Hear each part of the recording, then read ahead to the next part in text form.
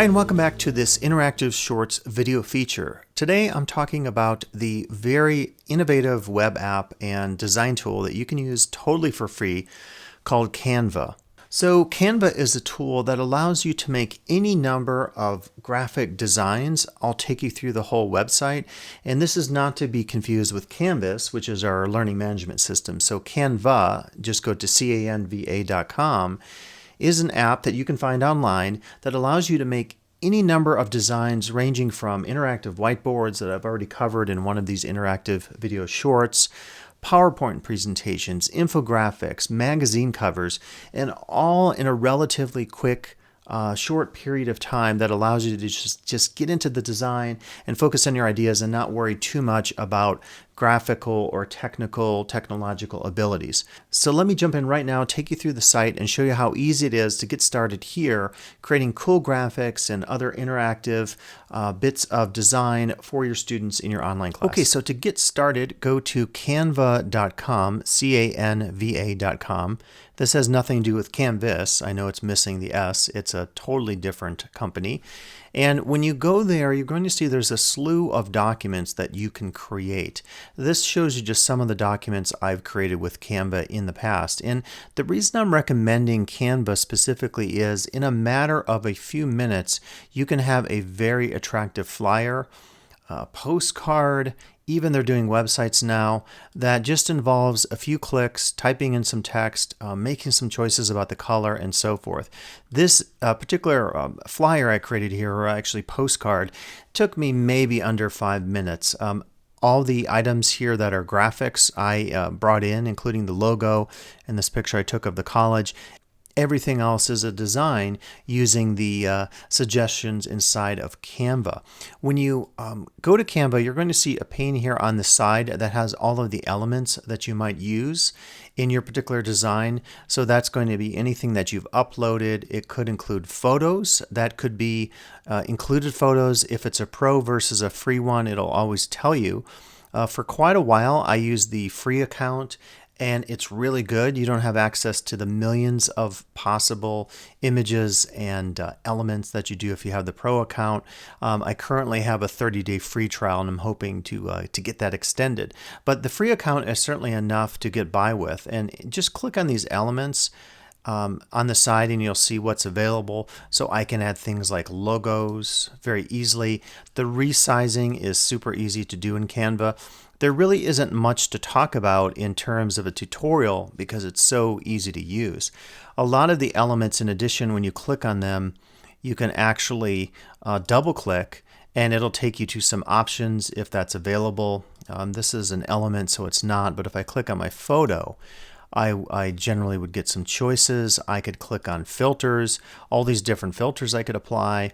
I can do adjustments of the image, brightness, contrast, all your typical graphic kind of adjustments. The vignette feature is really nice. It's going to add that cool vignette on the exterior circumference surrounding your image. So that's kind of neat to use. You can also do crop, and you can also flip your image. The effects are also interesting too because they have a really good background remover that I like to use with some of my images. And some of these are actually the paid features you're seeing now under the effects tab. But under filter, most of these should be available to you.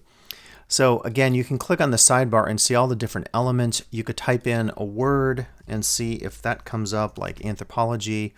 And then if something comes up, probably an image from archaeology, it'll tell you whether it's a free or pro icon. And then what's cool about this is if you double click, the color integration on Canva is really easy. It'll tell you based on your document colors.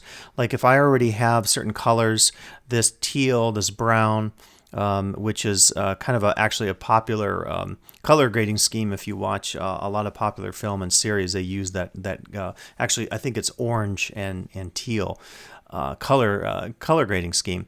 But what you could do is click on this and choose any color that you want, and so it's very easy just to resize, to change the colors of something, to place the images where you want on the page, the elements, and so forth. You can also do that with text. There's all kind of cool text you can incorporate in Canva. Again, at any time, once you double click that, You can change the colors of that text to make it fit exactly what you want. Super, super easy to use. Resizing stuff. You can even group elements together. So if I wanted to group these two elements together, I would just select the two by holding down my shift key on my computer, and then I would click on the group button up here. It would allow me to group them, and then I can move whatever I want together. In this case, it actually grouped this and the background, but you can group anything you want on your page. You can add hyperlinks really easily, so I could select this text, add my link, and then when I'm saving that as a PDF, I'm going to have a PDF that actually opens up full-fledged with all those links. And if you want to see an example of that, this is where I got the idea. I'm giving you my secrets. They're not really secrets, but I'm passing them on to you so that you can use them in your own work. With these one-pagers, I really wanted something where you would click on the PDF and each of these is actionable. So everything can be clicked here. This takes you to the ltcc.edu website. This takes you to the Canvas login. This takes you to stuff. This takes you to stuff.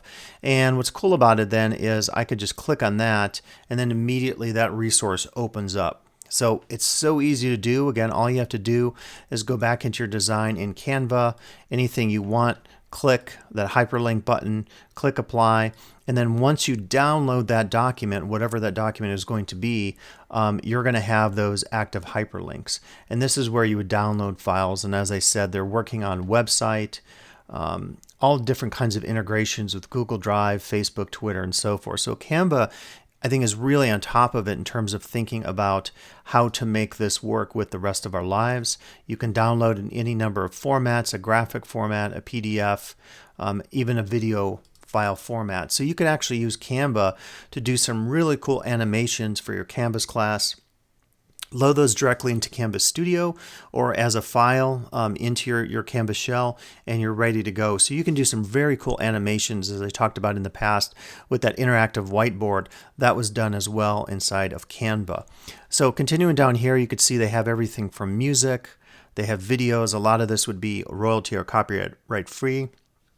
These could be cool backgrounds.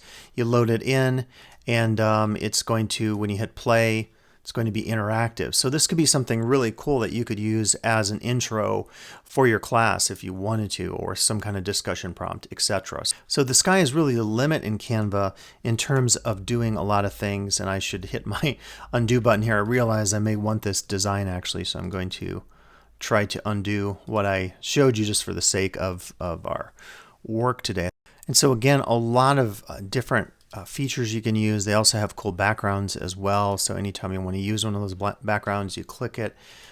It kind of works by these boxes. So you add things, and depending on what you have selected, it will put an image or a background there. I think in the case of backgrounds, it just uses the whole screen, but that looks pretty good. And again, that is like so easy. And I'll show you in a second here how to create one of these from scratch. Let me undo here so that we don't have stuff we don't want.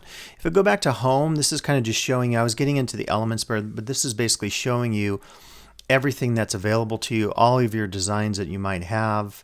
Again, this was the design I used to create that interactive PDF. Very easy to do. I used a lot of template elements. I used some elements from the Elements tab. And then again, each of these has a hyperlink. Once I'm ready to go and done with that, I download it here. I recommend the high quality print, and then I'm ready to go. I just save that PDF. So you could use this to create some interactive handouts on your computer and then share that inside of Canvas as a way of having kind of really attractive documents. You could even do that for, say, an interactive syllabus that you might want to experiment with that has a little more of these graphic elements than your standard sort of Microsoft Word or PDF document. So going back to the very beginning, if I click home, and it'll ask you to sign up, so you don't have to do a lot to do this.